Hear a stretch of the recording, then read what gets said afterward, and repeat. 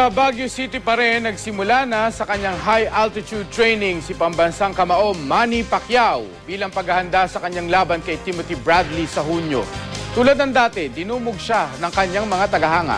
Nagbabalik live si Jet Arceliana ng GMA Tagupan.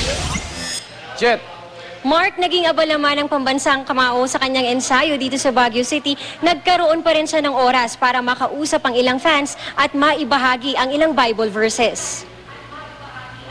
Hating gabi na nang dumating ang Team Pacquiao sa Baguio City, agad kumain ng pambansang kamao. Hindi nawala sa hapag ang paborito niyang tinolang manok. Bago nagpahinga, kinausap pa niya ang kanyang pastor na si Bob Wang. Dito ko nasilayan ang bagong Manny Pacquiao na lalong naging matatag ang pananampalataya sa Diyos. Magandang naging panahon sa Baguio sa unang araw ng high-altitude training ni Pacman kanina. Nag-jogging siya sa Burnham Lake Drive. Nakalimang ikot siya sa lugar.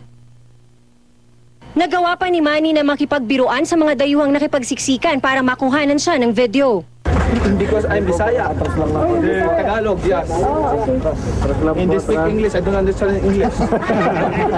Hindi na kompleto ni Manny ang kanyang karaniwang cooling down exercises ngayong araw pero tinutukan niya ang leg stretching at sit-ups.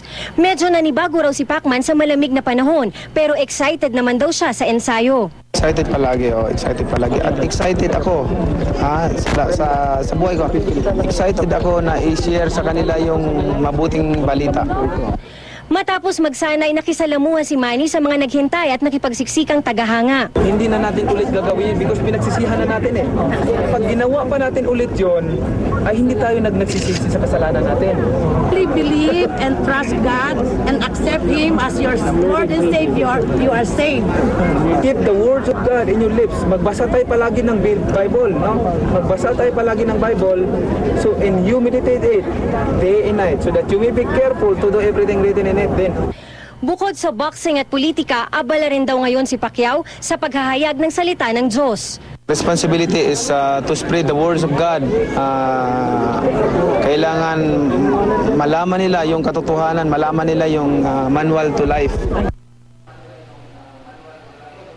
Mark, kanina sumabak na rin sa 2 oras na light training si Manny Pacquiao dito sa gym.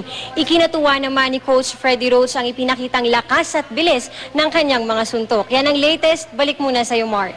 Maraming salamat sa iyo, Jet Arceliana, live mula sa Baguio City.